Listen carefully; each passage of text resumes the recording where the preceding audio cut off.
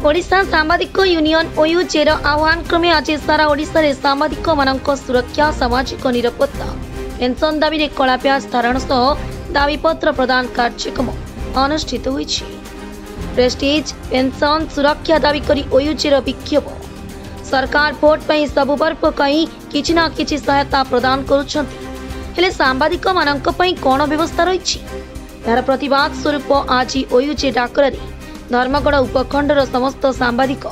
एक प्रतिवाद शोभायात्रा आसी सुरक्षा पेंशन एवं सम्मान को नहीं धर्मगढ़ उपजिलापाल कार्यालय सम्मुख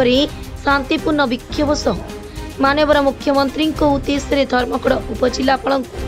दाबीपत्र प्रदान कर समस्त सांबादिक कला प्याज परिधान करने सह आज दिन को प्रतिवाद दिवस भाव में पालन कर देखु आम सांबादिक मैंने दिन राति 24 घंटा जाग्रत भाया खटुचु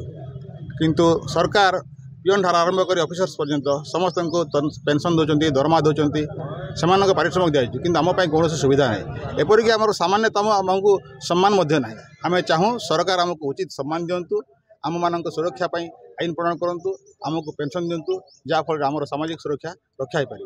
यही दाबी पूरण न पर्यंत सांबादिक मैंने ये कला बैच परिधान करेंगे और सरकार को असहयोग करेंगे। आशा करी सरकार आम दाबी प्रति सहृदय सह विचार करेंगे और आमर दाबी को पूर्ण करेंगे। आगामी निर्वाचन को दृष्टि रखी सरकार जितेबाला जी जहाँ डिमांड करे सरकार सब फुलफिल कर सांबादिक मान सुविधा किसी नहीं करवार खाली स्वास्थ्य बीमा गोटे कर भी मात्र वर्षे से अगस्ट मस सरी जाऊे तो आमको दरकार 2 वर्ष स्वास्थ्य बीमा करन प्रेस्टीज और पेंशन एटलिस्ट पेंशन बाबद को जड़े सांबादिक कम से कम 5,000 टका सुविधा करन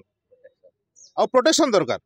जेहेतु सांबादिक विभिन्न परिस्थिति मध्य गति कर विभिन्न परिस्थिति से काम कर प्रेस्टीज संगे सुरक्षा पेंशन दरकार आम धर्मगढ़ उपजिलापाल के दाबीपत्र प्रदान करुँ